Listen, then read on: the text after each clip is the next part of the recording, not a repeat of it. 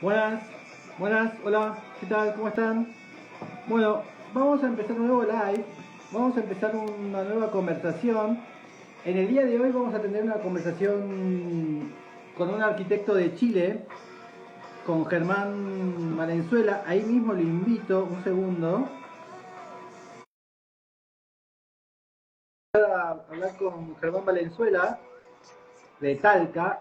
Él ahora creo que está en Valparaíso. Así que ahí se está uniendo. Hola, ¿cómo estás? Muy bien, ¿y tú, Adrián, qué tal? Bien, muy bien. ¿Ahora estás? ¿Estás en Valparaíso? No, estoy en mi casa en Talca. Ah, me había dicho que ibas a estar en la playa.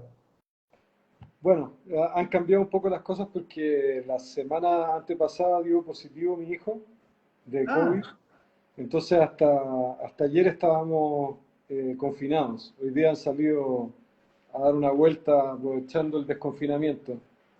bien. Mira vos. ¿Y cómo está tu hijo? ¿Bien? O sea, nos contagiamos todos. Sí, Ah, bien, bien. Sí, estamos todos vacunados. Vacunados bien. por Piñera, vacunados por Piñera, pero también por el MinSal. ¿Cuántas vacunas tenés ya puestas? Tres. Ah, perfecto, igual que yo. Así que está bastante inoculado, como se dice. Sí, totalmente. ¿Qué Y tal todo por allá? ¿Mucho calor? muchísimo calor. Aparente, viste que los argentinos siempre somos extremos para todo, ¿viste? Y somos agrandados. Y ahora parece que la semana que viene vamos a hacer la región donde más calor del mundo va a ser. Así que estamos felices, estamos como saltando en nuestras patas. Estamos nosotros en la misma latitud y aquí ha hecho un calor del demonio. Sí. Así Bueno, que, pero parece que va a ser más como en Córdoba, Santa Fe, Buenos Aires. wow, Aparentemente hay como una cuestión de alta tensión que no deja pasar el aire frío, qué sé yo, y bueno, acá estamos. qué espanto. Aquí también ha hecho mucho, mucho calor. Pero es Sí, normal para esta fecha, digo. sí. Estamos en verano, ¿no? Es lógico. Pleno, pleno verano, sí, Bien, totalmente. muy bien. Bueno, te quiero avisar que tengo un inconveniente hoy, pero bueno, igual yo siempre me las supero todo. No tengo sistema operativo en la computadora, así que va a ser medio raro el tema de las imágenes. Lo voy a hacer con el celular. Mira, es Todo más, bien, conversando. para no mentirte, mira, estoy con el disco de arranque. Olvídalo. No, vas a estar un rato con eso. Por eso. Todo falla cuando tiene que fallar. Sí, la verdad que sí. Así que, pero bueno, vamos viendo las. Bueno, ¿y cómo está Talca? ¿Estás teniendo buenas inscripciones para el año que viene en la facultad? Claro, la semana próxima son las postulaciones después de la prueba de selección universitaria. Eh, ¿Cómo es eso? ¿Cómo es allá? en Chile todos los estudiantes de la educación primaria y secundaria, digamos, acumulan un ranking de nota y tienen que además dar una serie de exámenes generales, nacionales, que les arrojan un puntaje. Se promedia Ok, ese puntaje con el puntaje de todos de su enseñanza secundaria y ese puntaje resultante les permite acceder dentro de un ranking a una serie de carreras según cómo postulen. Es un tema burocrático, matemático, estadístico, digamos, no tiene que ver mucho con las habilidades particulares de una persona respecto de una materia en particular, sino generales, matemática, historia, química, física, etcétera. bien. Y cada facultad, cada escuela pondera eh, los resultados de matemática o de historia o de química según su especialidad. Y luego los últimos días de febrero, los chicos tienen que, según eso, según los resultados de esta postulación, ir e inscribirse en la universidad donde quedaron. Y, Ah, mira de- vos. luego, y luego de eso viene el proceso de evaluación de si tienes posibilidad de tener una beca o de estudiar con gratuidad o si tienes que hacer el pago total de la carrera que en Chile puede llegar a fácilmente a $10.000 anuales. Mirá vos. Entonces, en realidad, durante la secundaria vas generando tu coeficiente de ingreso. Claro. Mirá qué interesante. Sí. Así que el alumno que realmente quiere la universidad es como que se esmera un poco más para, bueno, Tiene que hacerlo. Sí, porque no es solo la calificación, sino que es el ranking en el que tú te ubicas dentro de tu propio colegio. Entonces, se toman las calificaciones de los últimos 3 años de los estudiantes y se ponderan para saber si tú estás entre los mejores. Ellos son los bien. que van a tener el mejor puntaje. Es meritocrático. El problema es que sabemos que los establecimientos públicos tienen más problemas para hacer que sus estudiantes lleguen a la universidad. A pesar de la gratuidad y lo que se ha avanzado en eso, Pero no, esperamos que... pero no tiene universidades públicas también. Estamos hablando de la pública. La privada es Ah, mucho más ok. fácil de acceder. Ah, ok.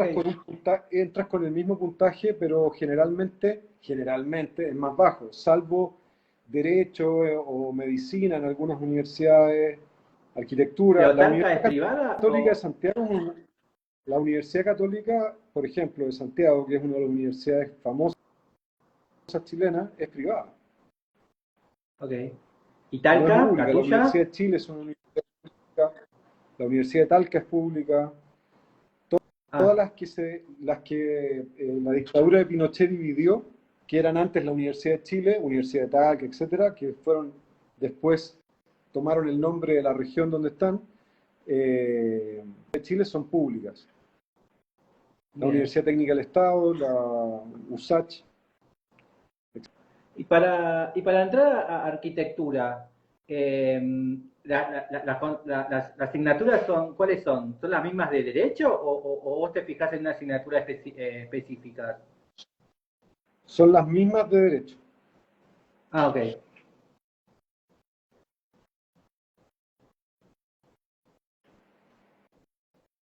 bien. Así que, Eh, bueno, entonces ahora, a ver, efectivamente. ahora. Entonces ahora Tiene, ahora estás con la no sé si me selección de escuchas bien. alumnos estas semanas. ¿Me escuchas bien? No sé. Bien, Eso se hagamos la última selección, podríamos tener alguna selección que hacer respecto de las postulaciones de algunos estudiantes, porque algunos estudiantes entran directamente desde la escuela, porque las universidades públicas tienen la posibilidad de tener convenio con algunas escuelas públicas también. ok.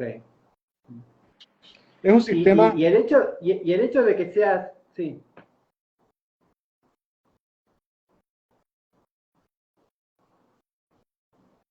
y el hecho de que vivas en Talca, ¿tenés algún beneficio?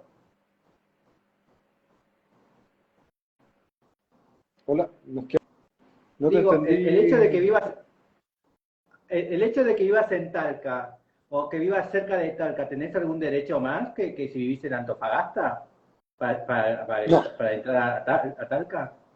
no, solamente el puntaje y si es que estás en una escuela secundaria que tenga convenio con la universidad, Ok, que son regionales. De lo bien, contrario, es lo mismo para todo el mundo. bien. Está bueno el sistema. Tal O vez sea, es un poco meritocrático. tiene cosas muy buenas. Me voy a poner en otro lado a ver si mejora un poco la señal. Ah, bien. Te digo que tiene cosas muy buenas. El tema está, primero, en que el Estado chileno no logra darle cupo, digamos, a todos los estudiantes del sistema dentro del sistema público. Hay que hacer una inversión muy grande en descentralizar las universidades. Mm, Lo otro es que también en Chile es muy pesado el prestigio de las universidades por encima de las carreras técnicas, lo cual es un error. Hay que fomentar las carreras técnicas. No tiene sentido tener muchos profesionales que finalmente van a hacer su carrera en áreas técnicas, ¿cierto? Mm, Por lo tanto, hay que tener un sistema de formación continua más complejo que el que tenemos hoy día. Y lo último, que es lo más importante, es que el Estado debiese ir en la trayectoria de la gratuidad, es decir, que los estudiantes que tienen las capacidades intelectuales para poder hacer educaciones terciarias no tenga que endeudarse por el resto de la vida, digamos, no tenga que ¿cómo se llama?, que pagar, que económicamente el peso sea tan grande para las familias y mm, pueda hacer, pueda devolverle al Estado de otra manera. O sea, en Argentina, por ejemplo, ustedes pagan un impuesto profesional muy alto. No es que la sí, universidad sea gratuita siempre. La universidad es paga porque lo pagas después. Es decir, el eh, profesional devuelve al Estado de alguna manera, a través de trabajo o a través de sí, los remuneración colegios, económica. ¿no? Sí, tal cual. Entonces, usted, eso es pago siempre, ¿no? Mm. Entonces me parece que no hay que, la Sí, aparte universidad hay que tenemos pagarla. impuestos especiales también, ¿no? Claro, tienen impuestos, etcétera. O Te- sea, lo que digo es que no necesariamente se tiene que pagar la universidad con el costo financiero que significa hoy día para las familias, que deja mucha gente fuera. sí. Bien, bueno, pero está bueno también que tengan becas, ¿no? Que también por el mérito puedes ingresar a becas. Bueno, en Chile tiene becas y de hecho el sistema de gratuidad es muy potente. Es decir, realmente para la gente de los 5 quintiles más bajos, 5 deciles más bajos, eh, es prácticamente gratis. Bueno, eso es O sea, buenísimo. gratis, gratis, pero totalmente. Es decir, no vuelves a pagar ni siquiera por vía de impuestos especiales o por colegios profesionales. No pagas nunca más nada. Bueno, eso es más democrático, ¿no? Porque ahí sí va el apoyo donde tiene que ir.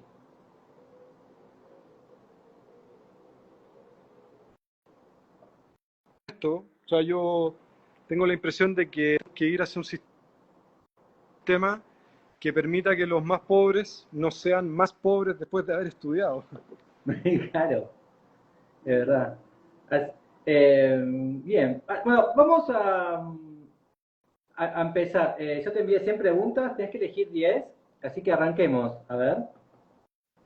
Dale, sí, yo tuve que seleccionar más de una vez. No sé Bien.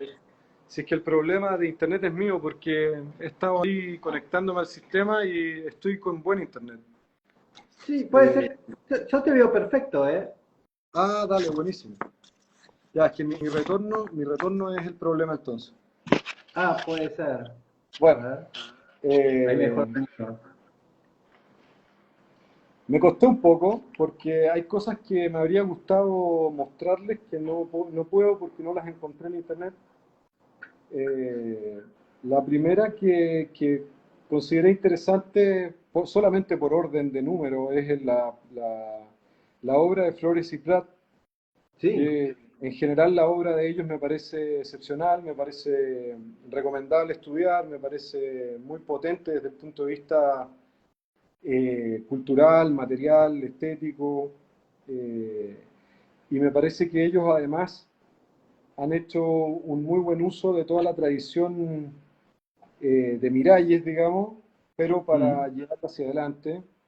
Y en la sala Beckett es uno de mis favoritos por principalmente el uso extraordinario que hacen de los restos, digamos, o sea, de trabajar con la historia del edificio hasta sacarle al propio edificio un provecho nuevo, que me Mm. parece que va en la dirección de lo que una parte importante de la arquitectura debiese mirar, digamos, ¿no? Sí, y además ellos también tienen esta idea de recuperar los materiales, ¿no? Recuperar los materiales, reacondicionarlos y reutilizarlos. Y a su vez, no solamente porque ellos también nos contaron en una entrevista que les he hecho, que le hice, que en Beckett han ido a lugares a buscar materiales viejos y los han Ujú. utilizado y le han puesto y generado un ambiente de que parece que esa puerta estuvo ahí toda la vida, ¿no? Tal cual. Bueno, en la sala Beckett ellos cuentan algunas cosas de ese tipo, de no haber podido recuperar todo lo que el edificio tenía y haberse visto obligados a ir a buscar otros elementos que lo rememoraran. Yo tengo la impresión de que los trabajos con la memoria no necesariamente requieren de ninguna literalidad. Sí, Me parece que el cerebro humano es suficientemente complejo como para construir relaciones nuevas a partir de esas historias recompuestas, ahí está. ese edificio que es fantástico. Sí. Eh, Alguien que lo hace muy lindo esto es un artista español, Luis Úrculo, que se lo recomiendo totalmente, y que tiene un trabajo muy lindo que se llama Paisajes de la Memoria, Bien. y que Ah, es sí, la lo conozco a reconstrucción. Luis. Bueno, es un tipo excepcional y es muy lindo también lo que él plantea de la memoria y de la reconstrucción. Es decir, no se trata simplemente de reciclar, ¿ah?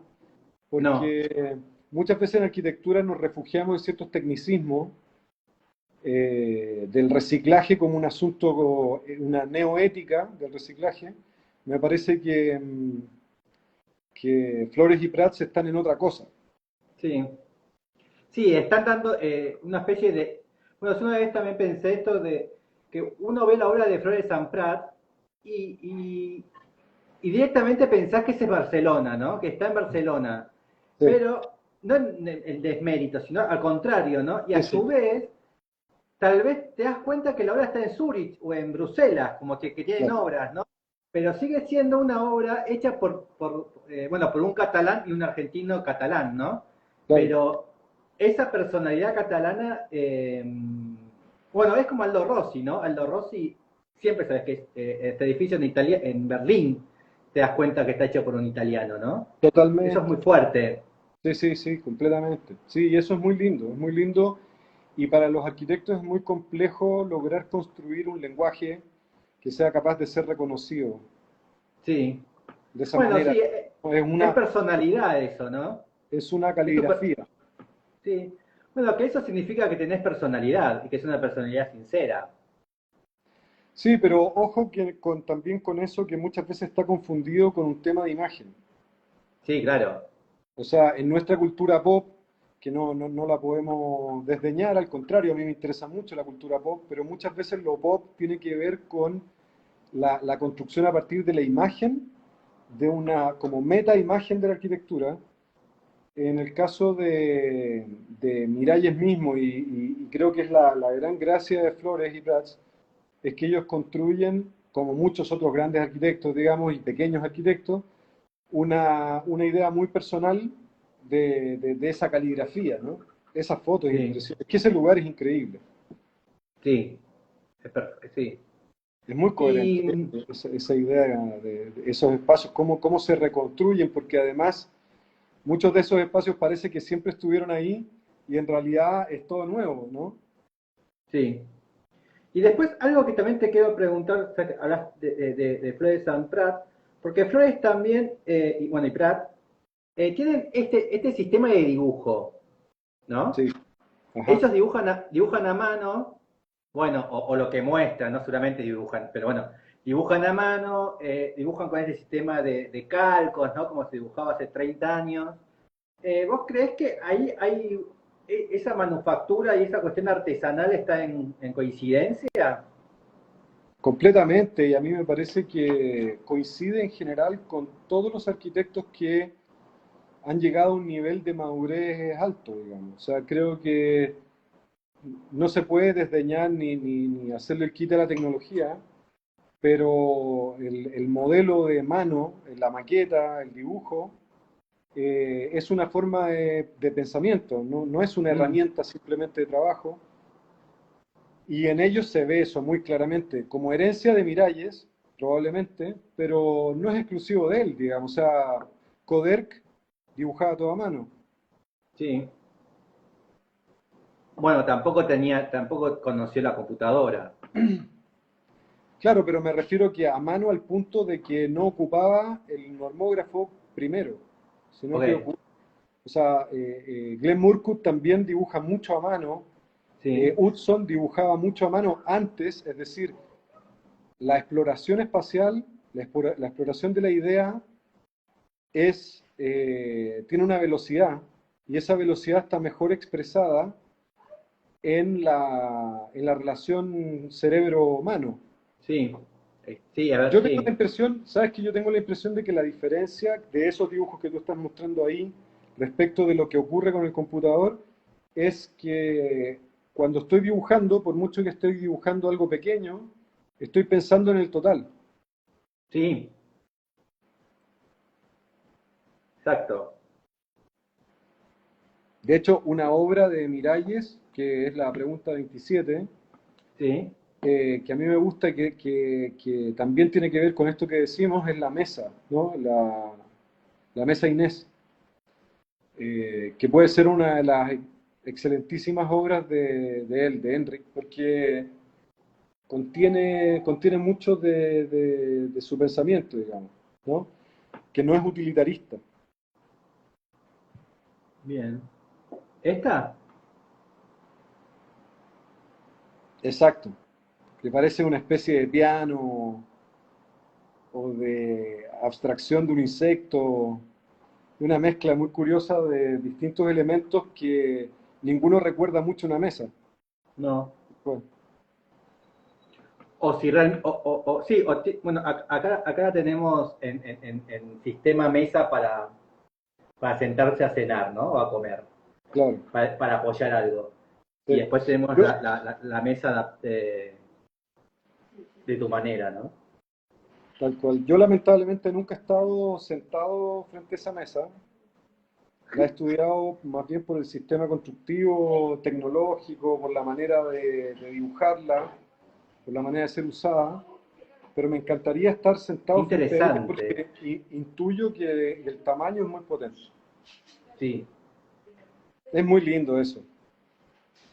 Bien. Bueno, y hay algo que se me vino a la mente ahora, mira esta mesa, que en una entrevista a, bueno, existía también esta idea de la mesa de Miralles, de Enric, que era esa mesa llena de papeles, con las maquetas, ¿no? Todo metido ahí, y que él iba como generando, bueno, era como su lugar de trabajo, ¿no? Esa Sí. mesa sin orden, ¿no? Ujú. Y en una croquis, en la croquis de Smiljan Radic, él parece que bueno, es un gran admirador de Miralles y habla de la mesa, ¿no? De esta cuestión del desorden y esta cuestión de la creación por brainstorming, ¿no? Ujú. Eh, ¿Encontrás una relación entre Smilian, Miralles, Prat, Manuel? ¿Hay algo en común? Yo creo que si se pudiera encontrar algo en común, bueno, habría que preguntárselo más a ellos, pero yo creo que tiene que ver con una alta valoración del artesonado. O sea, el tema artesanal como pensamiento, como sistema de creación, como forma de pensamiento, es decir, un tiempo dilatado que pone muy, muy de manifiesto el valor de la mano y de cierta, ¿cómo decirlo?, de cierta relación particular con el mundo matérico. Que eso Mm, me parece que también está muy en la arquitectura contemporánea, latinoamericana en general, y que me parece que por eso también ha hecho mucho eco Enric en algunos arquitectos latinoamericanos, porque sí me parece que hay una valoración fuerte ahí de ese mundo artesanal, que dicho sea de paso, Barcelona todavía mantiene mucho de mm, ese mundo artesanal que en Latinoamérica muchas veces nos hemos dedicado a defraudar y a soslayar, digamos, por encima de lo importado, de lo industrial, de lo chino. mm. Me parece que sí, que son arquitectos que valoran mucho esa relación fuerte con lo artesanal. Porque si vos ves los posteos de Instagram, que ahora es lo que vale, ¿no? Los posteos de Instagram. Si uno ve los posteos de Instagram de Flores Prat, ¿no? Si ves las fotos, los estudios, siempre es este desorden, ¿no? Esta cuestión de la maqueta arriba del coso, no hay una estética, bueno, hay que buscar, Sí, viste que siempre la revista apoyada correctamente en eje de la computadora y el mouse, ¿no? también Sí, en Eva y en Ricardo se ve también como, bueno, estoy trabajando, ¿no? sí. Estoy trabajando y saco Mira, la foto. yo creo que la imagen más cercana que yo tengo y que me parece que cualquiera de los que estamos acá conversando puede tener es el momento de las entregas, el momento previo de las entregas en los talleres de arquitectura, las escuelas de Sí, arquitectura, que es un desorden, un que lindo es un desorden. desorden extraordinario de trasnoche y de discusión y de ayudas mutuas y de conflicto y de desazón final, de frustración. Me parece que todos esos sentimientos son muy potentes y a mí me encantaría que la escuela de arquitectura fuese siempre así, es decir, que cada alumno pudiese tener una mesa de 2x2 con todos sus trabajos de toda su vida, con toda Mm, su biografía cargada en ese espacio y que sea un espacio compartido. Porque me parece que las escuelas de arquitectura terminan siendo lugares muy disciplinados en general, mm. producto de que ese pulso se encuentra solamente en el momento previo a las entregas, pero se da poco durante la vida académica del estudiante. Es decir, a mí me parece que sería muy potente que eso que tú dices de los estudios de arquitectura más potentes, como el de Enric, como el de, probablemente como el de Smilan, que yo he estado solamente una vez ahí, eh, se ¿Y es pudiese trasladar. desordenado? La vez que yo fui, no, pero sí hay muchas cosas, sí hay muchas cosas una sobre la otra, digamos, sí, pero desordenado no. A ver, Smilan es un tipo muy metódico y Mm, muy ordenado mentalmente. Es un tipo además que mezcla muchas cosas simultáneamente, le gusta construir lecturas complejas y para eso recurre a muchos elementos simultáneamente, pero es porque es un método de trabajo, mm. no porque él quiera ser desordenado ni porque crea en el desorden. Eso es lo que yo interpreto, digamos. Bien, bien. Vamos a la siguiente pregunta. Bueno, habíamos, eh, está conectado con esto porque me parece que un tributario, digamos, de esta corriente en Argentina, que hay varios, es Ariel Jakubowicz en Buenos Aires, y en la Sí, pregunta 23 creo que es un edificio de Buenos Aires. A mí me gusta mucho la obra de Ariel y mira vos. la casa puzzle me parece extraordinaria. A ver, Eh, ¿cuál es? Che, puzzle, Puzzle Homes se llama. Son varias unidades juntas en un conjunto muy complejo de leer planimétricamente. Hay que hacer un modelo y mejor todavía ir a conocerlo, a recorrerlo, porque es difícil de entender cómo encajan Ah, unas sí, ya sé cuál es. con otras. Ahora que la vi me acuerdo. Esta, es muy buena. Es muy buena. Y a partir de, nombro ese conjunto de viviendas porque a partir de toda esta movida de Buenos Aires se ha desarrollado la recuperación de muchos de estos solares que antes eran ocupados por una sola casa y que me parece una iniciativa extraordinaria porque hay mucha muy buena arquitectura, particularmente esta que a mí me gusta mucho, que le saca muy buen partido al terreno, lo densifica, recupera el barrio, le plantea una imagen a la ciudad. Es muy de Buenos Aires para mí esa unidad. Exacto. Sí, Me gusta mucho cómo se traban. expliquemos un poco qué es esto. En realidad, acá en Buenos Aires es el famoso PH, ¿no? PH, Que claro. es, que es un terreno largo, que sería la ex casa Chorizo, la casa, ¿no? Con un jardín y los dormitorios continuos. Y después eso se subdividió y se dividió en tres familias, ¿no? Tres casas. Claro, Entonces, pues cada casa, la adelante se ampliaban. Entonces, estos casos son casos de casas PH, entonces por eso es muy, claro, y tiene esta hay muy libertad. buenos ejemplos. Hay ejemplos realmente buenos. Bien. Y también Ariel también tiene como un lenguaje capaz de miralles o más de testa, ¿no? Sí, es muy Que claro. Por eso a mí me gusta mucho él, porque no es tan fácil rastrear ahí está.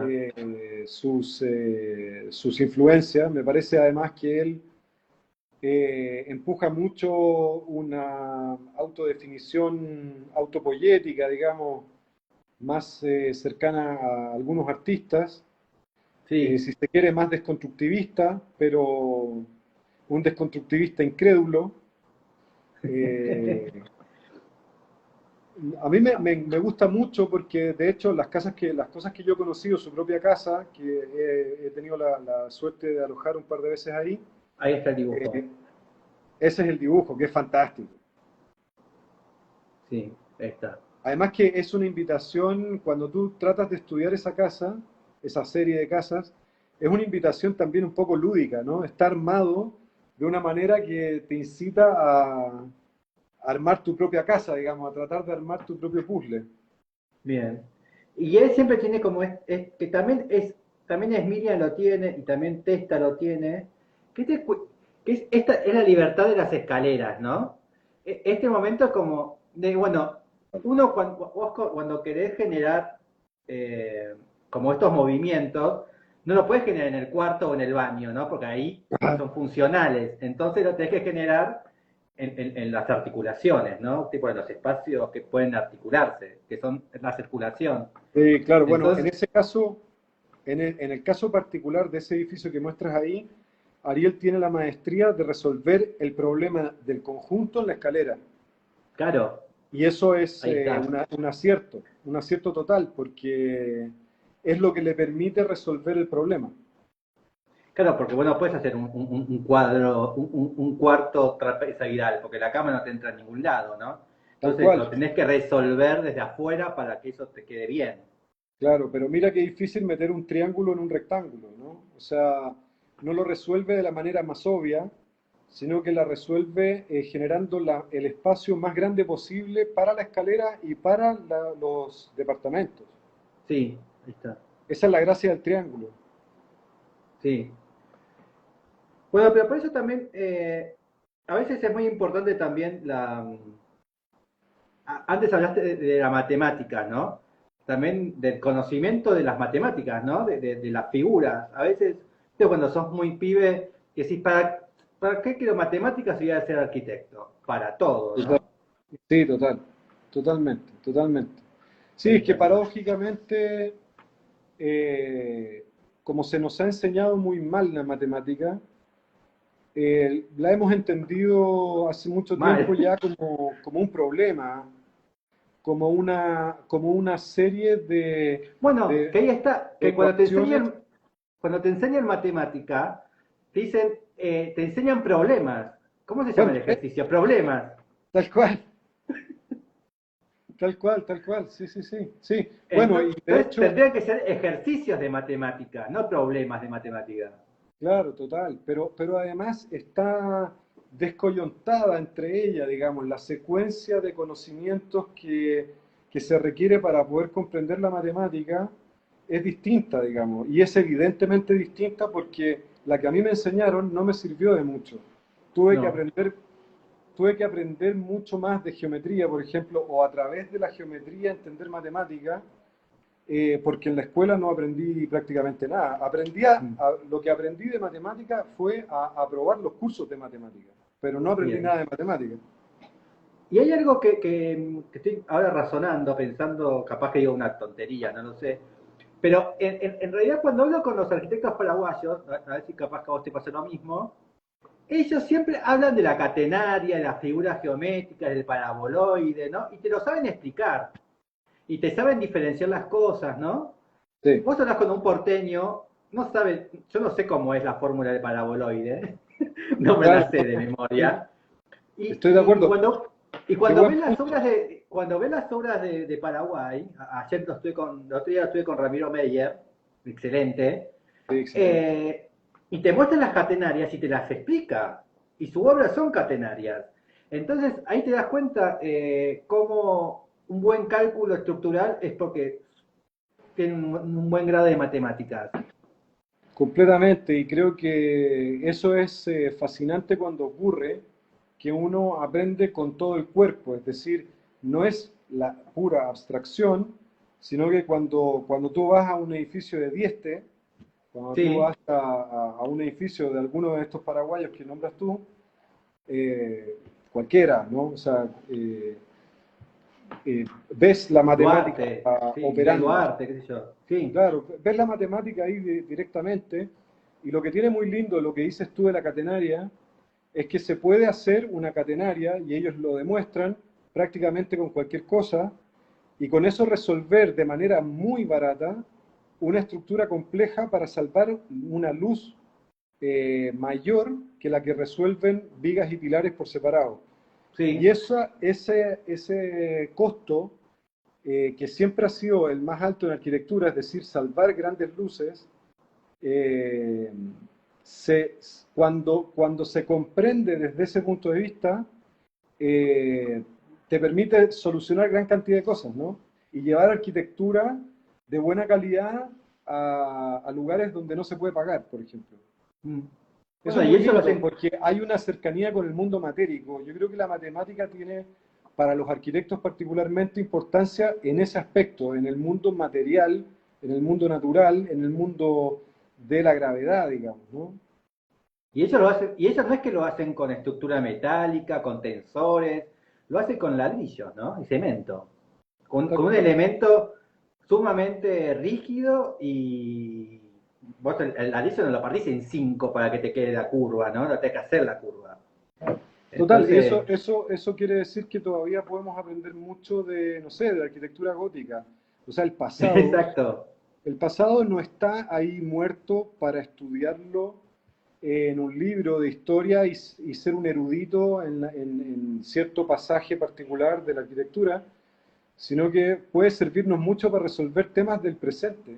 Mm. Y me parece que también hay mucho de cliché en el estudio de la historia, que muchas veces también desdeñamos un poco, así como, ¿no? ¿Para qué estamos estudiando historia? Pasa un poco como con la matemática, y resulta que puede sernos de muchísima utilidad. No solamente es un tema que nos atañe culturalmente para entender Mm. a qué sociedad le estamos conversando y tratando de entablar un diálogo a través de nuestra obra, sino que también esa historia nos puede resolver los problemas que tenemos cotidianamente, ¿no?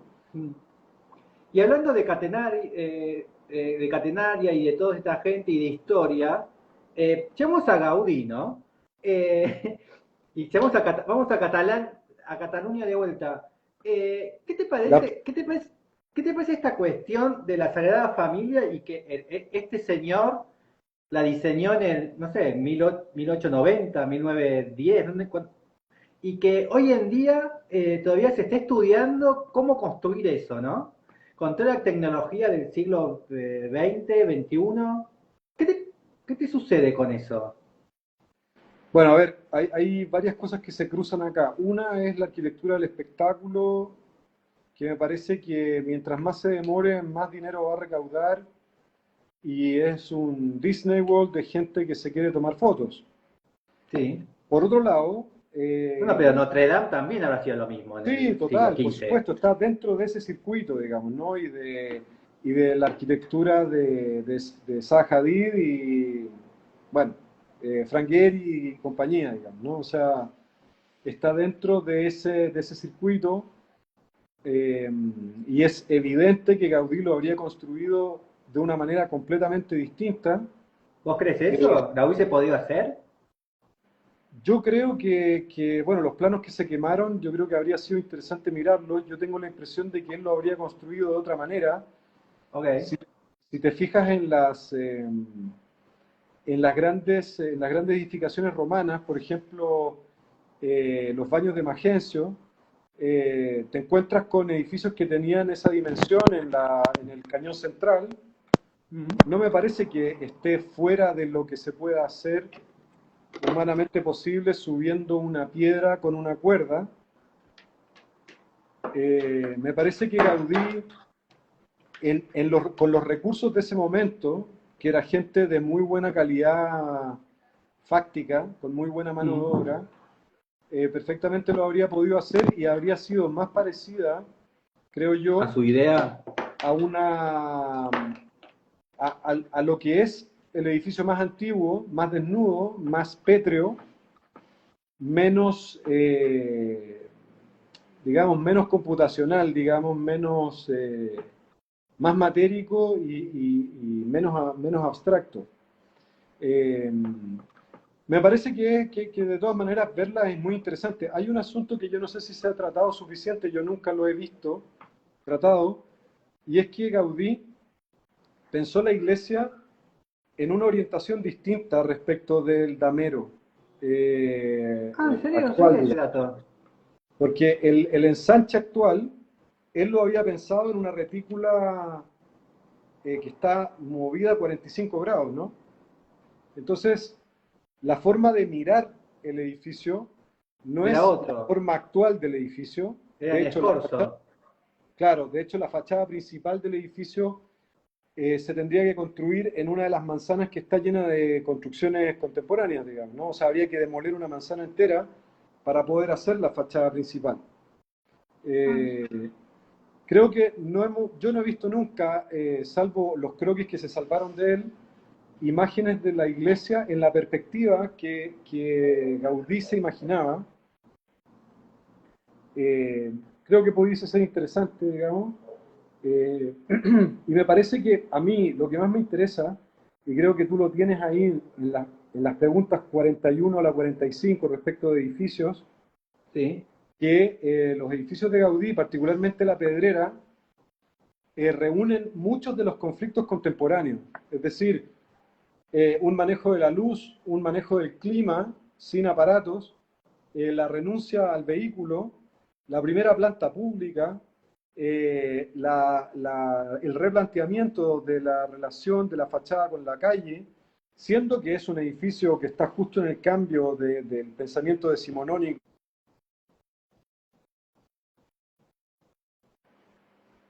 ¿Aló? Sí. Ah, Hola, no, te dije que me parece que pudiese ser revisado en una clave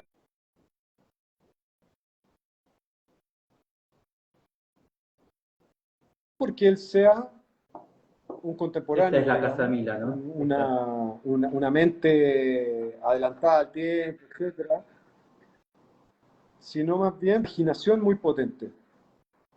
Si la ves en planta es alucinante. La mejor Sí. foto de la Pedrera es la foto de dron.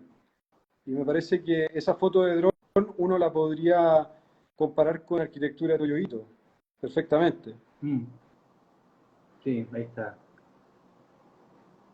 ¿Y has Claro. entrado? Sí.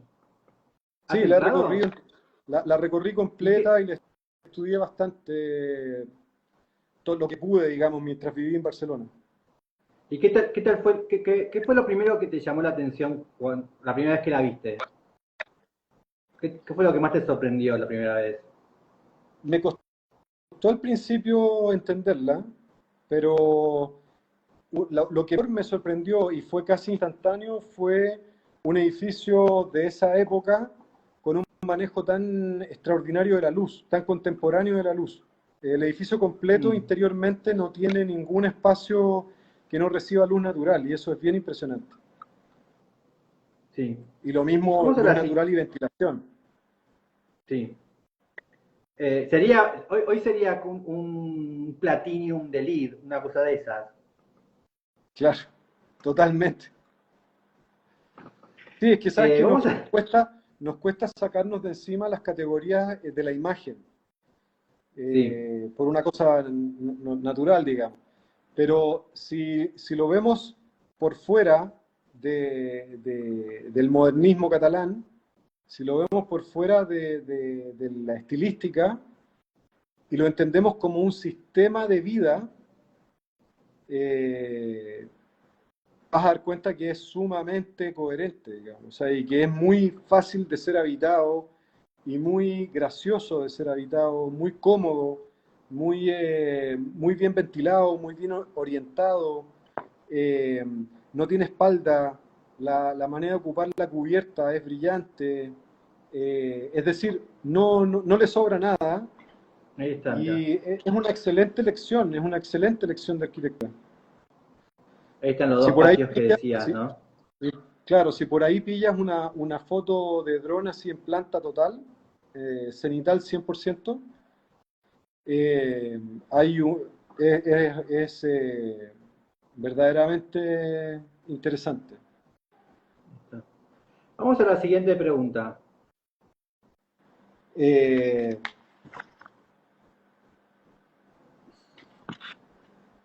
Hay algunas que no sé bien si las vamos a poder encontrar. Me parece que, a propósito, si me permite volver a conectar la conversación anterior que teníamos de Miralles, hay otro ¿Mm? edificio que es un museo argentino que me parece muy interesante por su dualidad y por lo difícil que es colocarlo en una categoría, que es el edificio de Claudio Bechstein en Mm, Alcorta, que no es un museo propiamente tal, sino que tampoco es una escultura, tampoco es una sede social, tampoco es una galería, es todo eso junto, es una especie de espacio social cultural eh, en un pueblito prácticamente abandonado, en una situación en la que están muchos de nuestros pueblos del interior, ¿no? Que todo el mundo se ¿Cómo olvidó se de ellos. llama? Acá está, creo, Grito de Alcorta, ¿no? Sí, sí. No me acuerdo bien qué era el Grito de Alcorta, pero fue como una manifestación muy importante no sé si en Santa Fue Fe una, o en Córdoba. Ahí está. fue una revuelta de los Sí, campesinos por la subida de los impuestos que llevó exactamente. al enfrentamiento armado y murió muchos campesinos que se negaron Ahí a está, esa subida de de Alcorta. impuestos. Sí. Y Y no sé ese si es edificio es muy ¿sabes potente qué? Me porque, acuerdo, en Santa Fe o en Córdoba, no me acuerdo. Es una situación ganadera, ¿no? Acá está. El sí, edificio yo es no hermoso. no te sabría decir bien exactamente en qué lugar está, porque yo no he estado Este, lamentablemente nunca ahí, pero sí he estudiado un poco el edificio, me parece una excelente obra por esta dificultad también de colocarla en una categoría. sí, Y es es muy muy bueno. sugerente, muy potente el uso, la forma constructiva, toda la investigación que hay detrás para un presupuesto pequeño, para un pueblo que no necesita más monumentos, sino que espacios sociales. Por lo tanto, es una excelente excusa el edificio para tener recursos públicos, pero que pueda estar vinculado con la gente del lugar. Y eso me parece muy potente. Sí, sí. Me gustaría mucho conocerlo, ahí está. Y Sí, a mí también. Bernstein es muy bueno. Acá por lo menos tiene el centro de rehabilitación en Maipú, no sé si También. lo Bueno, conoces. te iba a decir ese Y, edificio cuando estaba pensando entre el de Ariel, también estaba ese, que me y, parece muy, el, muy bueno. y después tiene una escuela en Luján también, muy interesante. Acá está el. Claro, esa es la rampa, claro, buenísimo.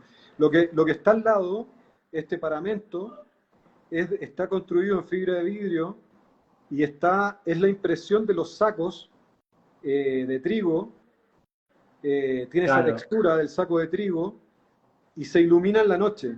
Es decir, cuando el edificio está encendido, cuando la gente se junta ahí y encienden el edificio para juntarse en este espacio social que hay dentro, se enciende esta fachada, que lo encuentro emotivo, digamos, lo encuentro muy lindo, lo encuentro muy acertado ahí en está. la construcción de relaciones. Exacto, exacto, eso. Bien. Y recién hablaste solamente para ser picante, para molestar nada más. Has dicho esta cuestión de la arquitectura del espectáculo, ¿no? Esto de la pensaba Gehry. Y acá qué diferencia hay con eso de. Esto tampoco, ¿no puede ser también una arquitectura del espectáculo? Sí, yo creo que desde el punto de vista cultural, estético digamos, incluso filosófico, lo encuentro muy ecléctico, es decir, un edificio que se apoya en lo monumental para otros fines, para conseguir otras cosas, ¿no? El encargo de ese edificio era hacer un monumento y a partir del dinero que hay para hacer un monumento, se construye una sede social. Entonces, me parece que hay algo de monumental en el edificio, hay algo de aprovechamiento, digamos, ¿no? De la situación política. Hay una jugada también dramática respecto de la forma. Hay cierto dramatismo, cierto lirismo en la forma. Ahora, ¿cuál es la diferencia con el edificio de Bilbao? Bueno, que este es un edificio que la llave del edificio la tiene la presidenta de la Junta de Vecinos. Y se juntan una vez a la semana ahí a hacer las reuniones de los parroquianos. Las cosas que están guardadas dentro son de sus propias familias. Bien. Por lo tanto, hay también ahí una relación muy potente con lo biográfico, que me parece que hace una diferencia muy notable y que ojalá la arquitectura también fuese capaz, la arquitectura cultural, la arquitectura... Mira lo que ha pasado, por ejemplo, con el Museo Violeta Parra en Chile, que ahora, después del 19 de octubre y la revuelta, han decidido cerrarlo. Y resulta que el edificio, sin el contenido cultural de Violeta Parra, no tiene ningún sentido. No, No es un buen edificio. Y resulta que uno se da cuenta también que la obra de Violeta Parra merecía también otro tipo de arquitectura que fuese capaz de capturar esa relación dialéctica y fuerte con el pueblo, y no un edificio de la élite cultural. No sé si me explico, que hay unas construcciones, unas diferencias que son muy potentes y que me parece que está en Chile muy bien capturado por el Museo de la Memoria de Mario Figueroa y sus socios brasileros. Ayer hablamos de ese, el viernes. Hablamos de ese museo. Claro, y me parece que es muy interesante lo que se hace ahí, a pesar de que es una operación súper abstracta, pero el recorrido del edificio, el entendimiento del edificio, la forma en cómo uno percibe los espacios y los objetos, es mucho más biográfico y está mucho más cercano a la percepción que hay, no tanto de la arquitectura, sino que de lo que contiene la arquitectura. Es más Bien. generoso. Quiero mostrar una foto del interior, porque no, ahí vemos que el interior es ese, ¿no? Ahí está. Sí, Porque es si no sabíamos que fantástico. había. Es una especie de galpón, ¿no? Porque para poder Sí, hacer el edificio con la plata que había para hacer un monumento, se ocupa como sistema constructivo un sistema de galpones de acero. sí, que son geniales. La estructura del galpón a mí me encanta, me parece como Sí, una es cuestión total. muy. Total, de Y hecho, acá hay mucha gente que lo utiliza, ¿no? Como. ahí me llevas a una pregunta que era sobre una vivienda de arquitectura chilena. Bien, vamos. Y una que me gusta mucho y que se mezcla con otra pregunta, que es una vivienda rural, es la Casa de Cobre 2 de Smilan Radic, que está aquí muy cerca Bien. de mi casa, y que es una muy buena obra, que también está a medio camino entre el galpón metálico, rural, la bodega rural, la vivienda del inquilino, Esta. exactamente. Es muy linda esta casa. Sí, y también tiene mucho de sistema de galpón de acero, recubierta con cobre. Esa es la vista norte. Las habitaciones dan hacia esa zona, hacia la zona norte. Ahí Luego tiene está. un patio central alargado. Esa es la zona norte. Esa es la vista nororiente. Sí.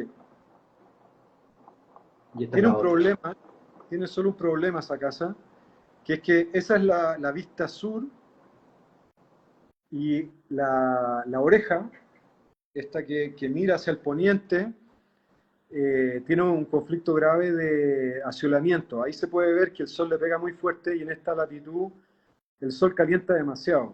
Entonces hay un problema ahí de exceso de sol. Pero la casa es Bien. extraordinaria. La casa es muy buena porque además es pequeña. Es muy linda, ahí está. Tiene algo así como 150 metros cuadrados construidos y algo más si cuentan los techos. 140 metros tiene, más las zonas techadas. Ahí Debe está. medir 170 metros techado. Esa, te das cuenta, es todo metálico. Es un sistema constructivo bastante humilde, si se quiere, y por eso particularmente interesante porque la hace muy barata. Salvo por el sistema de cubierta que es de cobre y que, bueno, hoy día sería mucho más difícil de pagar. Es muy linda la casa. Bien. Hoy día la casa está completamente cercada, rodeada de árboles. Esas fotos Ah, que tú estás mejor. mostrando ahí son la Son casa recién viejas. construida y te aseguro que la casa hoy día es muchísimo mejor. Bien.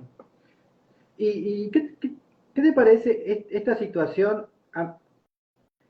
Que es, bueno, el territorio, el suelo es, como todo suelo, es imperfecto, ¿no? Claro. Y la casa está elevada, pero a su vez no está elevada y está equiparada, no está elevada y también está como desfasada. Eh, ¿Te gusta esa cuestión de copiar el territorio? ¿Cómo ves eso de esa asimilación? ¿Cómo lo notas? ¿Te parece más interesante? Mira, a mí ¿No? personalmente me parece que no hay que sobre teorizar. Smilian Sí. hizo esa casa desde Santiago. Creo que con suerte habrá venido una vez a ver el terreno. Ah, ok. Me parece a mí que el Sí. pilote, como en toda la arquitectura sobre pilotes, eh, Es permite, imperfecta. no, permite asegurarse que al terreno vas a llegar según, digamos, la estrategia proyectual que tú le diste a la casa y que todo el proceso de fundaciones está de alguna manera separado, escindido del diseño, ¿cierto? Entonces, claro, Es muy entonces buena. es muy probable que ese sistema también permita ventilar la casa, tenga una serie de cosas muy buenas, pero no tengo tan claro qué es lo que habría hecho Smilian si fuese una casa construida cerca de donde él vive, donde, claro, ese es el corredor que da hacia la zona sur poniente. Sí. Es muy buena ese, como, ese marco de la fotografía, ¿no? De la imagen, ¿no? De marcar algo, ¿no? Sí, no, es buenísimo. La casa es muy, muy linda y construye una cierta penumbra en el interior que está cortada por el pequeño patio interior que es rectangular, que es un patio muy pequeño. Ese patio es muy, Ese. muy pequeño, tiene el mismo ancho que el acceso y hoy día está absolutamente lleno de plantas, hay una mesa y unas sillas ahí chiquititas como para tomar café, pero es un Ahí lugar está. que se ocupa más para ventilar la casa. Exacto. Es una especie de terrario, digamos, de pequeño jardín interior. Bien. Vamos a la siguiente. Tú me decías que, o sea, una de las preguntas era una ópera prima. Y bueno, Sí. yo aquí tendría por un lado, eh, en arquitectura me parece que es fantástico lo que hacemos nosotros, perdón por la autorreferencia, pero que un chico de 23 años tenga una ópera prima estando dentro de la escuela. Ah, sí, tus ejercicios finales. Claro, o sea, me parece que si es por Son ópera prima, buenísimos. me encanta que sea así. Ahora, más allá de eso, una de las óperas primas que a mí más me ha sorprendido Ah, el otro no es día te voy a arquitectura. decir, el otro día hace poco estuvieron presentando los últimos, hubo un chico o un alumno o alumnos que hicieron una especie de extensión de caños rojos sobre el territorio, una especie Sí, de señalamientos rojos. sí, lo estamos terminando. Un estudiante que está Me, conmigo. pa- me pare- Me pareció muy bueno, muy lindo. No, es extraordinaria. El, ¿Qué el es? lunes Explícanos tenemos un qué es. examen. Ah, Puedes mostrarlo, no sé si puedes mostrar alguna foto. Sí, Es ahí lo muestro. un, ¿Pero qué es en realidad? esta es la cima de un cerro que le da nombre a un lugar que es el Cerro Colbún, que Bien. está, digamos, es el límite entre la precordillera y la cordillera. Desde ese punto se ve el valle, se ve la cordillera, la alta cordillera, los volcanes y la frontera con Argentina, y se ve también el lago Colbún, que está justo debajo. Es un lugar al que desde tiempos inmemoriales se ha ocupado por los transhumantes, por los indígenas que vivían en el lugar, y hoy día por los turistas que suben a ese cerro, que son unas grandes rocas ciclópeas. eh, y lo que hicimos con este estudiante fue, con Sergio, desarmar una máquina cosechadora Ah, que estaba en desuso y ocupar las partes de la cosechadora como elementos bien. descontextuales, sin querer hacer ninguna referencia a la cosechadora, pero ocuparlas como prótesis de las rocas para facilitar el uso arquitectónico, espacial, de ese lugar para poder subir, bajar, sentarse, ¿Cómo se como llama baranda. el perfil? El perfil de donde estaban expuestos. Son todos trozos de la máquina. No hay ningún elemento que no No, sea ¿cómo de se la llama máquina. el perfil de Instagram de donde estaba expuesto el Ah, trabajo? eh, chuta, no lo sé. ¿Cómo se llama? Tendría que buscarlo acá, pero estamos ya online. Ahora lo busco. Bueno, contanos entonces la ópera prima. No, bueno, entonces, fuera de este tipo de obras que me parece extraordinaria, Sergio Molina se llama el estudiante, no sé si es que en su Instagram tendrá fotos de esto. Ah, a ver. Eh, una ópera prima que a mí me sorprendió cuando supe que era una ópera prima fue esta película 25 Watts. La uruguaya. Claro, que me parece un peliculón, me parece extraordinaria y me encanta cuando supe que era gente muy, muy joven que la había hecho con 3 pesos y con la cámara a la que tenía acceso y que los actores no son actores, sino que son amigos y vecinos.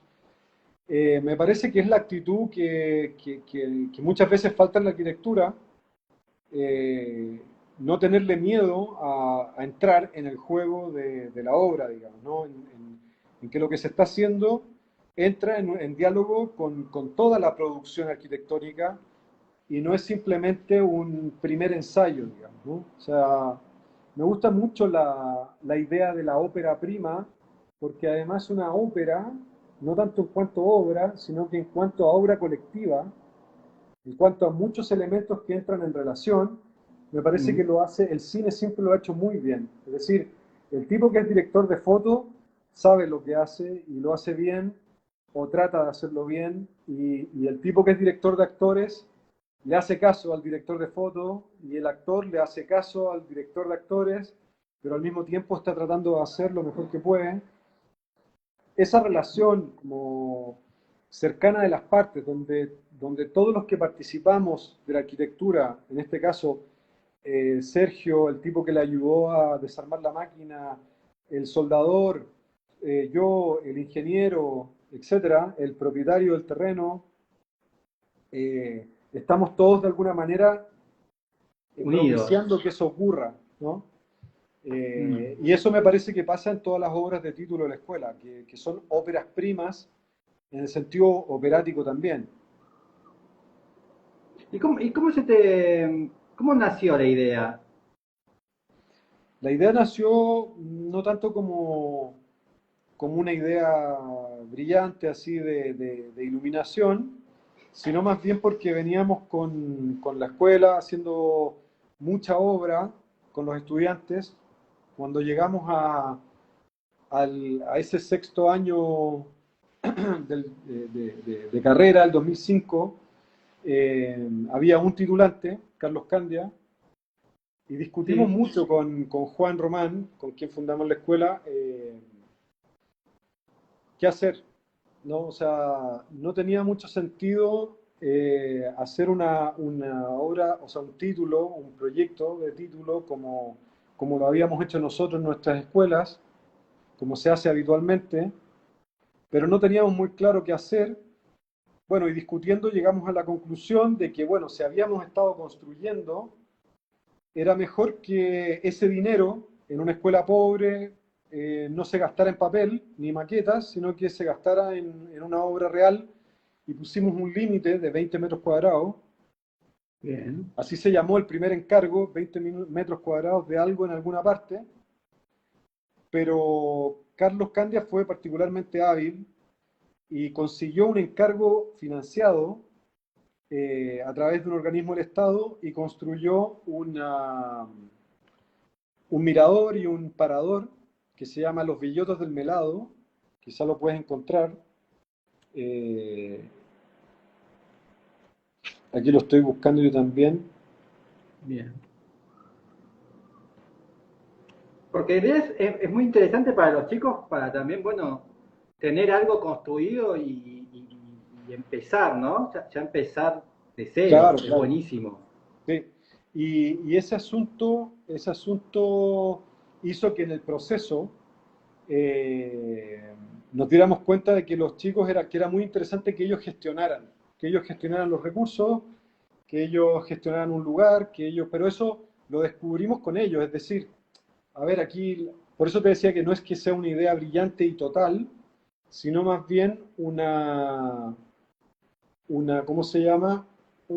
Parte del proceso, digamos, de lo que fuimos construyendo como escuela, con los mismos Bien, estudiantes. Los estudiantes en esto han sido fundamentales. Sin ellos no podríamos hacer absolutamente nada. sí. Bueno, vamos a la siguiente pregunta. La siguiente pregunta, bueno, ya te dije lo de la... Ah, la casa chilena también, que habría que mezclar ahí dos preguntas distintas, porque no es propiamente una casa, no es un edificio exactamente, es la Hospedería del Errante de Manuel Casanueva en la ciudad abierta de la Católica de Valparaíso, Sí, pero eh, busco. que me parece un edificio particularmente interesante. Eh, ¿Cómo se llama? Hospedería del Errante. Opería. Hospedería, Ah, Dios. Ah, de hospedaje, Opería. porque es un lugar donde es una residencia, digamos, pero es una residencia colectiva que va cambiando de usuario. eh, por lo tanto, no siempre está el mismo ocupante, digamos. Se les presta la casa ¿Este? para ser ocupada. Exacto.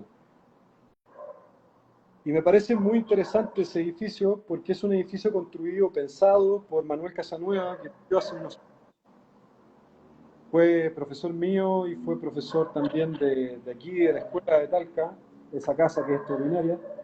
Y cuando uno la ve, tiene la impresión de estar viendo un edificio puramente desconstructivista. Un Eh, caos. claro, pero lo que es muy interesante es que son distintos trabajos en distintos momentos de distintos grupos de estudiantes o de estudiantes individuales que van Sí. construyendo partes de este edificio, que parte siendo como solamente la estructura central, y sobre que es un edificio que recibe o que está construido o que está realizado materialmente a partir de teorías. Entonces es muy interesante porque yo no conozco otro edificio tan claramente. Incluso te diría que los edificios de Stephen Hall, los primeros edificios de Stephen Hall, tienen también esta misma impronta, Sí. que es un edificio que es construido a partir de la tesis, a partir de una tesis que se construye y se discute como tesis y que toma forma material como discusión de esa propia tesis. Es decir, hay una relación muy, muy directa entre tesis arquitectónica, estética, espacial y funcional, y cada una de las piezas. Por eso es que el edificio se ve como resultado muy complejo, digamos, ¿no? Y Porque este está edificio hecho por que muchas personas distintas. cada vez va creciendo más entonces. Bueno, ya dejó de crecer porque Manuel murió y entiendo yo que no han hecho otros proyectos grandes. Ok, ahí está. Pero para la gente que nos está mirando vale la pena estudiarlo porque tiene cosas realmente interesantes desde el punto de vista espacial, material, desde la indagación constructiva hasta la forma del uso de los materiales. Eh, Vale la pena porque me parece que es un experimento muy potente, Sí, insisto, desde esta impronta del estudio teórico o de la relación directa de teoría y práctica. Esa bien. fachada es fantástica. Sí, Una de las fachadas que tú mostrabas que tienen unas perforaciones, por ejemplo, esa que estás mostrando tú ahí es la fachada norte, que es un gran vitral que sí, hace ahí está. pasar la luz a través de ese vitral. Exacto, eso es un gran vitral y un parasol Tiene algo construido también que ver con algo de Bersky, ¿no? Con de. esta cosa este edificio de Bersky, ¿no? O de Miralles, ¿no? Tiene como esa... Bueno, hay un mito de que Miralles estuvo ahí y de alguna manera se inspiró en muchas de esas cosas, pero eso es un mito solamente, no coinciden bien las fechas tampoco, porque Miralles sí estuvo ahí. Bien, Exacto. Bueno, esas toberas, esos vacíos rectangulares, son unas sí, toberas que lo que hacen es que el viento preponderante, que es viento sur, perdón, chocan contra el edificio, que es la parte más diagonal del techo, y se acelera el viento, pasa por esas toberas, y el viento, como está acelerado por el edificio, genera un espacio de calma del lado norte. bien. Ahí nos preguntan, ahí nos dicen que repitamos el nombre, se llama Hospedería Hospedería del Hos- Errante. del Errante y el arquitecto es... Manuel Casanueva es el investigador, el profesor, Ahí el está. guía que hizo durante más de 10 años esa casa, ese conjunto, digamos. Bien. Y hoy día ¿Y vive qué? gente ahí y para los que hacen investigaciones pueden pedir ese lugar para dormir, para irse Ah, para muy allá a vivir bueno. un tiempo. ¿Y esto es en Valparaíso? Eso es con la Escuela de la Católica de Valparaíso y no es muy fácil generarlo, pero se puede a través de investigaciones, por ejemplo, Ahí está eh, pedir, pedir permiso para alojar ahí. Mira vos. Bien.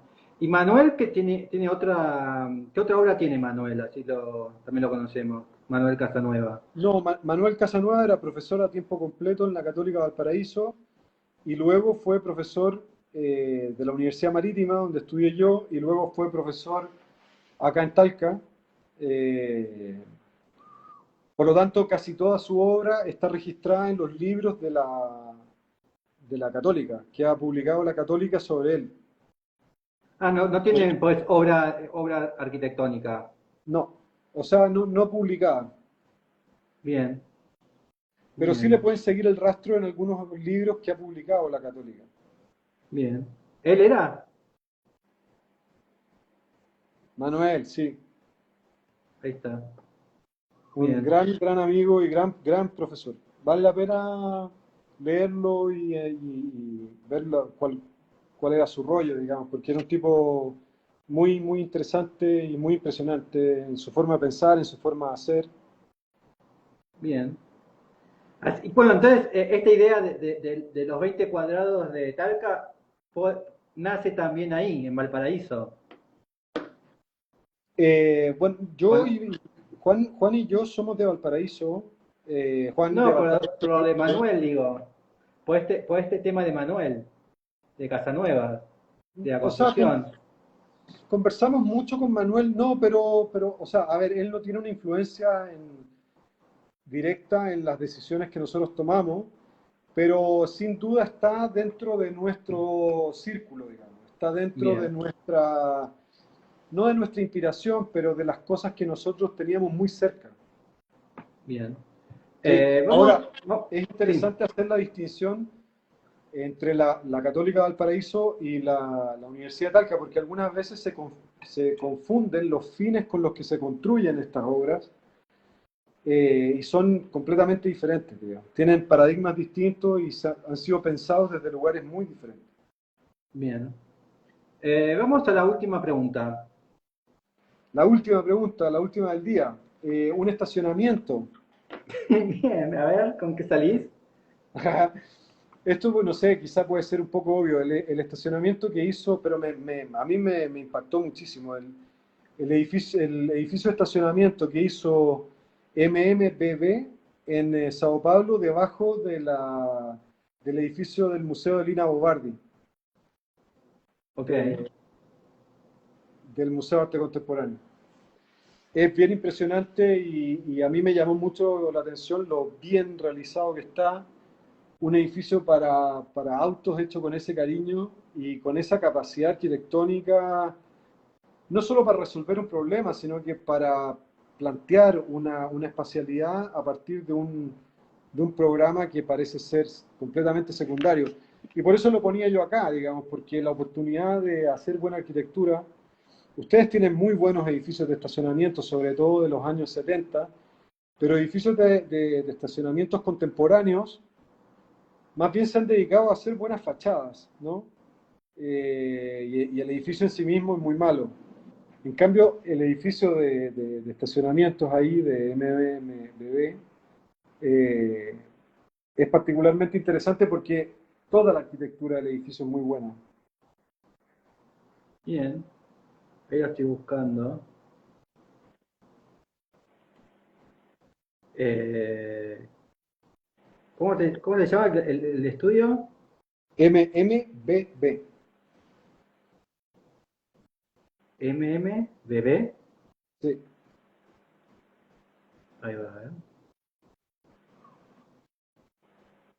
¿Museo de los coches? No, esa es otra cosa. No, no, no, no. Eh, no, a ver, Yo- bueno, yo no tenía pensado buscarlo yo en imágenes. A ver, déjame meterme en mi computador, pero vale la pena echarle una mirada porque, eh, porque No, porque me es aparecen súper. fotos solamente No sé del si lo tendrán, Magi. no sé si lo tendrán publicado, porque está Ah, en el subterráneo. Mira, acá está, en la página de ellos, a ver, te lo muestro yo. MMBB. No sé si se ve. Más abajo. Ahí está, ahí está. Está justo en el parque. Tiene que hacerle un montón de fintas a toda esta zona, digamos, para poder meterse debajo del parque. Y el edificio es todo rampa, no son losas planas, sino que es todo rampa. Si te fijas aquí, la rampa sigue bajando. Sí. Hace un juego muy hermoso con toda la parte técnica del edificio, ¿cierto? Toda la tubería, las escaleras, etcétera. Y voy a ver si es que aquí se alcanza a notar. Estas son las oficinas centrales del estacionamiento. Mira, muy bueno. Es muy bueno porque, como te digo, el edificio entero es una espiral. ¿Ves? Aquí se alcanza a ver que todo el edificio siempre está en diagonal.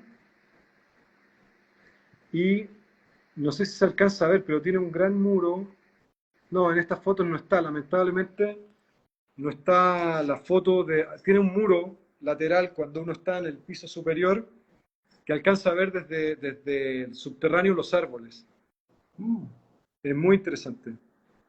bien, Si alguien va por Sao Paulo, vaya a ver el estacionamiento. bien. A ver si acá encuentro. No los conocía a ellos. Lo voy a buscar. Se llama Estacionamiento Trianon Park.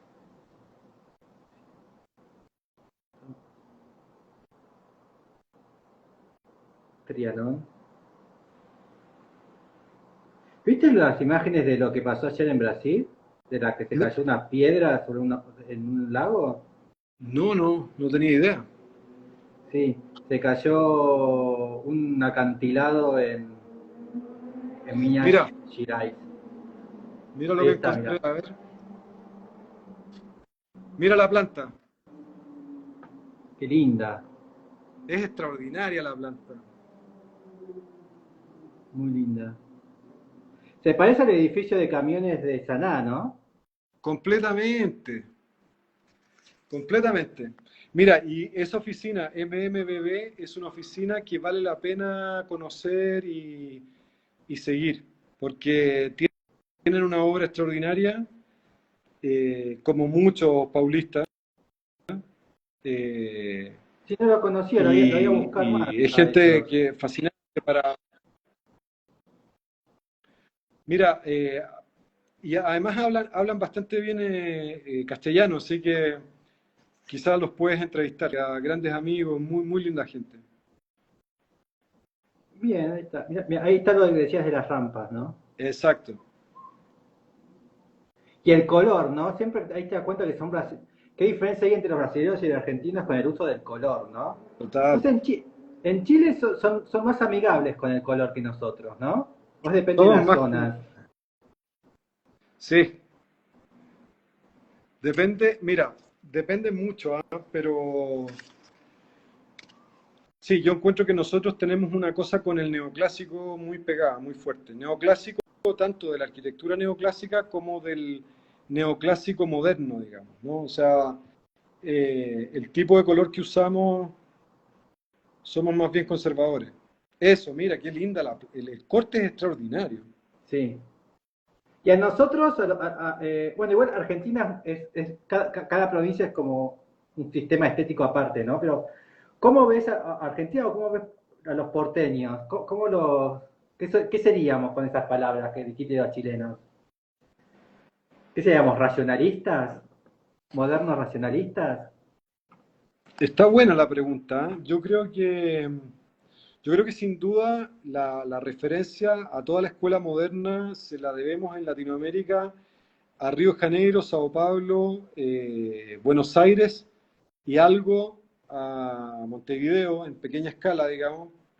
Para las Bien. ciudades más pequeñas como Viña del Mar, Montevideo fue una referencia fuerte.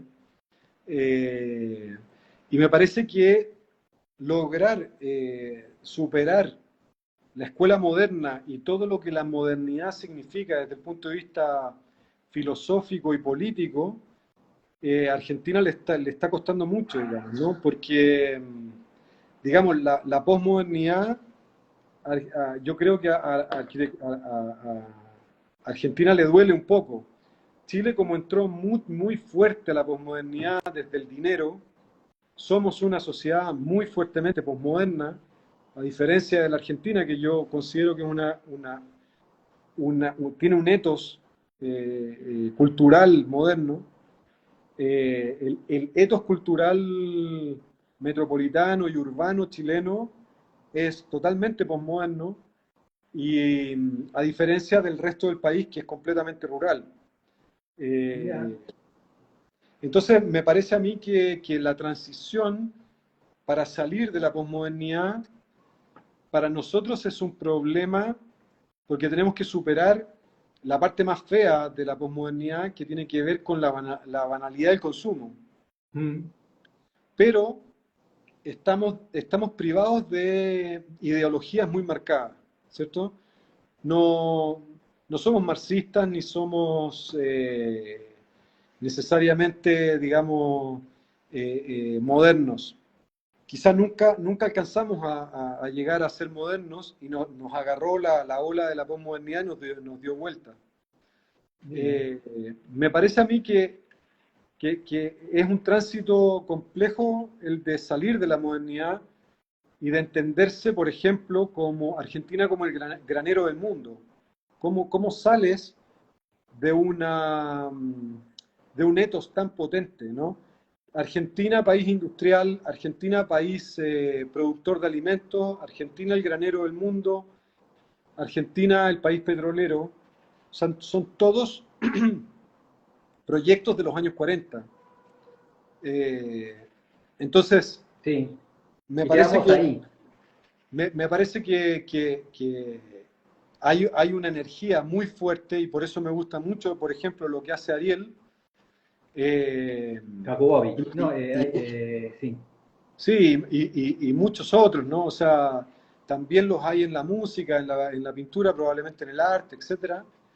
No conozco muy bien el área, la filosofía eh, argentina, digamos, pero sí que lo hay mucho en el arte, ¿no? Desde Huitca en adelante, tienen una obra que no se pudiese considerar posmoderna, sino que superada ya la posmodernidad, la obra de Huitca, por lo menos para mí, no tiene nada de posmoderna. Eh, No, es súper entonces, contemporánea, ¿no? sumamente contemporánea y creo que marca muchos elementos de lo que pudiese ser el futuro de la arquitectura. Me parece a mí que hay mucho esfuerzo en los arquitectos argentinos de hacer una transición que no es fácil, que es sin renunciar a toda la potencia de la herencia moderna, imaginarse un futuro postindustrial y con un ethos diferente, digamos, al del ¿Y, siglo XX. y quién es la figura moderna argentina para vos desde Chile? ¿Cuál es el arquitecto moderno que ves acá? No veo uno en particular, que yo O del creo que, pasado, ¿eh? no, es que, bueno, yo creo que el momento actual de Argentina es muy interesante porque hay mucha gente haciendo muchas cosas, a Ahora pesar de, sí. a pesar de las continuas crisis, ¿no? Eh, o sea, son muchos despachos pequeños que están, que hacen el trabajo todo el tiempo y que uno los admira por la buena calidad arquitectónica. Mm. Lo que pasa es que a lo que voy es que es muy difícil hacer el tránsito, porque cuando uno mira la arquitectura paraguaya, Lo hizo. claro, pero es porque no tenía otra, Puede ser, sí. ¿no? O sea, hay una traza moderna, pero prima el uso de los materiales, el uso del ladrillo, el uso de una matemática y una ingeniería que permita hacer con muy poco presupuesto. Ahora, si uno mira lo que se está haciendo en Asunción por los capitales brasileros, es un desastre total, digamos, o sea, estamos hablando de la arquitectura de buena calidad, Sí, sí, no, no, no del negocio. total, porque es que ahí no, ahí eso nos pesa muchísimo, ¿no? Bien. Y desde afuera, desde Chile, ¿notás una diferencia entre Buenos Aires, Rosario, Córdoba o Mendoza? ¿O somos todos iguales para ustedes? No, En no. el buen sentido, digo, ¿eh? No, no, no, como... ¿Hay una unidad o ves que Buenos Aires es una cosa, Rosario otra, Córdoba otra y Mendoza otra? Mira, no, me costaría un poco elaborar las diferencias. Yo creo que son muy diferentes. Ok. Eh, Así que me- desde afuera también nos ven diferentes. no, sí, sí, yo creo que son diferentes y se ven diferentes. Ok. Eh, no solo en el acento, particularmente los cordobeses, pero me parece que los intereses también son distintos. Me parece, por ejemplo, que hay una corriente rosarina muy interesante en la renovación de la arquitectura. Esto que hablábamos de los galpones, por ejemplo, Sí, en Gerardo ah, Caballero. exacto. Y me parece que todo lo que él muestra en la última Bienal de Venecia es sumamente interesante. Sí. Y no La es una casa infinita. arquitectura, claro, y no es una arquitectura centralizada. No. Me parece que es una arquitectura descentralizada y me parece que tanto en Buenos Aires, capital, como en las otras capitales, hay un asunto, hay una corriente muy interesante de descentralización, digamos, de un Sí. pensamiento más descentralizado. A mí me parece más difícil mirar eso en Mendoza, pero quizás porque hace mucho tiempo que no voy, eh, pero en Rosario y en Córdoba lo veo claramente. O sea, no sé, por decirte cualquier cosa, la arquitectura de Mónica Bertolino me parece muy, muy cordobesa. Sí, sí. hasta en la forma de tratar el clima, o de tener un parrillero en cada uno de los pisos del edificio. No sé, bueno, habría que elaborarlo un poco más, hacer una cosa un poco más detallada que la caricatura que estoy haciendo, pero me parece a mí que, por ejemplo, el esfuerzo que hace Claudio Ferrari para hacer el parque en Mendoza es tratar de traspasar la frontera de Buenos Aires en su forma de hacer parques, Mm. y me parece un parque bastante mendocino, por Bien, decirlo así. O sea, bien, hay un reconocimiento de ese contexto mendocino que le genera una escala al parque, pero puede que me esté equivocando o inventándome yo una historia, ¿eh? O sea, quizás tenemos que hacer esto recorriendo esos lugares, caminándolos. sí. Bueno, también es verdad que, hablando de Bertolino, de Mónica, que ha dicho, es una arquitectura cordobesa, en realidad también estas cuatro situaciones que marqué así al tuntún, aleatoriamente, también hay una gran diferencia climática, hay una diferencia de territorio, Buenos Aires es llanura, corriente, no, cada una también tiene como su... Sí, también bueno, Argentina tiene como puntos muy disímiles entre ellos, ¿no? y Somos como podríamos muy quizás diferentes.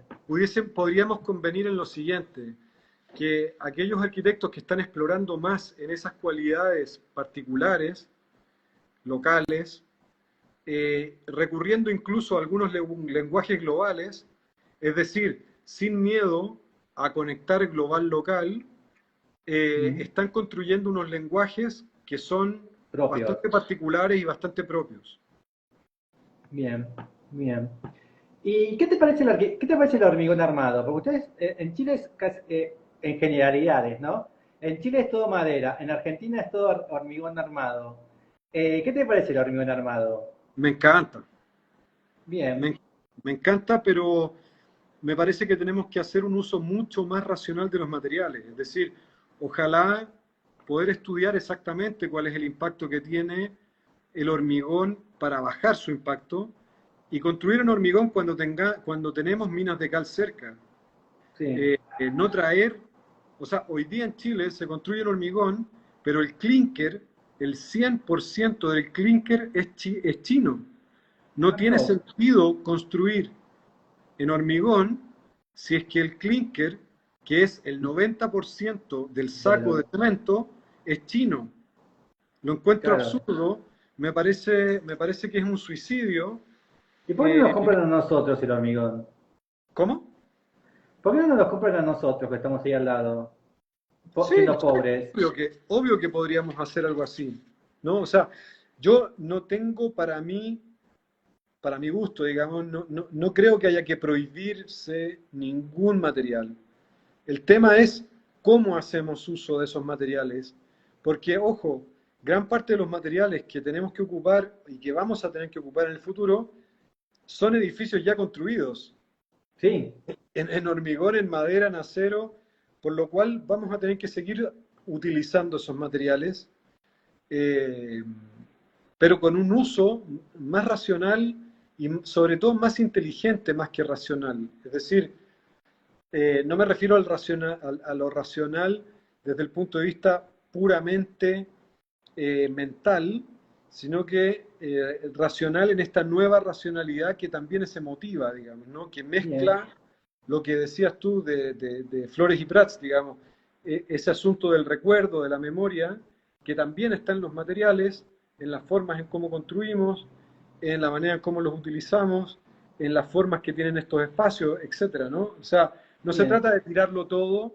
y ahora hacernos un edificio súper sustentable, porque sería lo menos sustentable. Ah.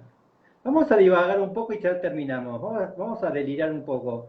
Si nosotros, si podemos comparar, ¿no? El Renacimiento italiano, el Barroco y el clasicismo y después viene el clasicismo francés, eh, podemos decir que el momento moderno es el Renacimiento, el posmoderno es el Barroco y ahora vamos a pasar a un clasicismo francés, a un racionalismo puro. Yo creo que no, yo creo que más bien vamos a entrar en un espacio que se parece más al romanticismo, Va después. que va mucho después y que es muy marcado en pintura y en escultura y en música, mucho más que en arquitectura. Bien, Coincide en arquitectura con varios movimientos diferentes, pero yo me refiero más en términos filosóficos, prácticos, culturales, en el sentido de sabernos en problemas, saber que lo que estamos pensando no es suficiente, y, o sea, de mirar con cierta perplejidad el presente, para tratar de reinventarlo. Creo que en ese sentido el romanticismo ha sido poco valorado porque pareciera ser que la palabra romántico sí. es como algo más femenino, digamos, y, y menos masculino en el sentido de la modernidad, de todo lo que viene después.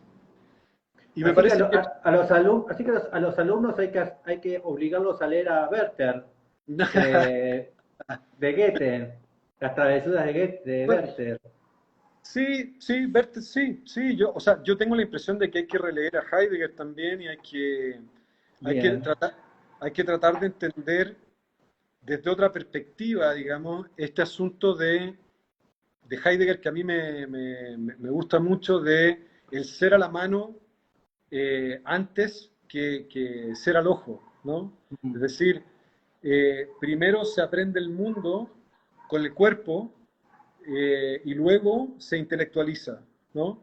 Primero es lo que tengo cerca, lo que tengo próximo a mí, digamos. Eso también es un pensamiento romántico, ¿no? No puedo tomar todo el mundo de una sola vez, sino que el mundo afectivo de aquello que tengo más cerca de mí, lo que me rodea, es vital y es importante y es sobre lo que construyo mi existencia. bien. Eh, Heidegger ha sido mal interpretado, creo yo, en la arquitectura a partir de la conferencia Y, Habitar, eh, ah, fue a los arquitectos, y me parece que deberíamos leer un poquito más en esta otra clave de el ser a la mano, digamos, ¿no? Del mundo matérico, mm. de la forma Pensé en que cómo también tenemos... también fue como muy mal leído por toda esta cuestión pues del nazismo, ¿no? Por pues del post-Hitler, ¿no? Después Heidegger Es lo que involucraron mucho ahí.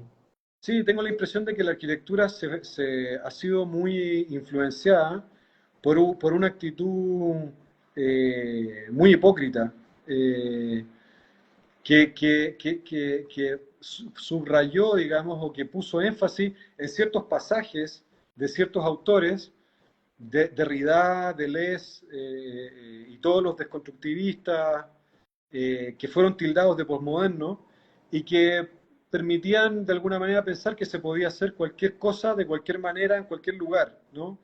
Mm, Una especie de desconstructivismo también medio nihilista.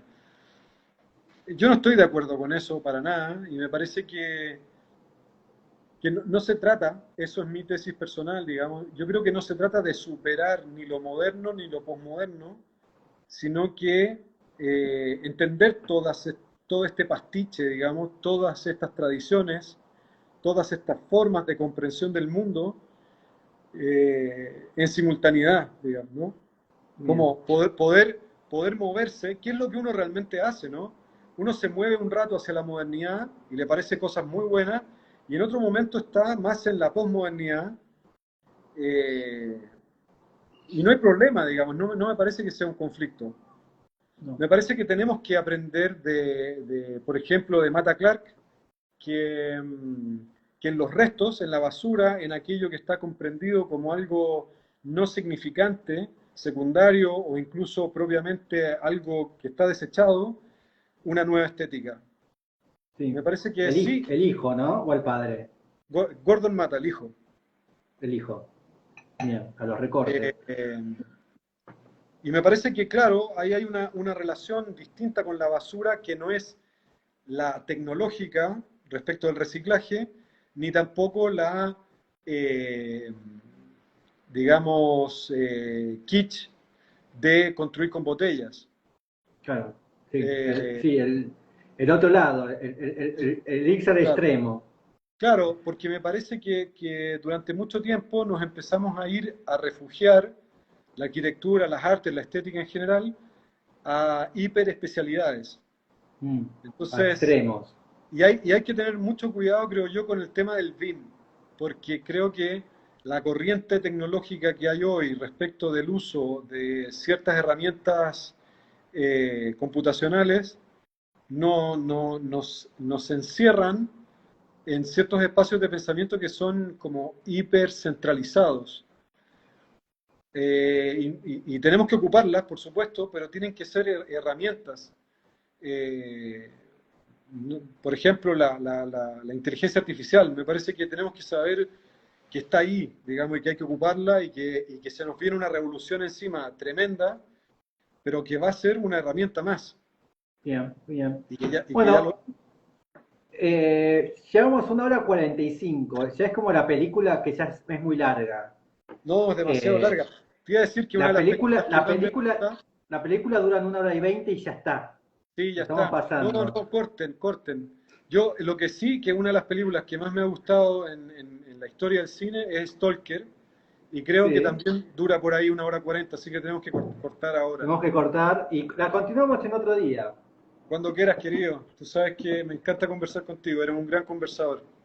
Gracias. Felicitaciones por el programa. Muchas gracias. Así que bueno, nos veremos pronto por ahí la próxima vez. Chao, muchísimas gracias. Saludos a todos. Saludos a Saludos. todos. Chao, chao. Un gran abrazo. Chao.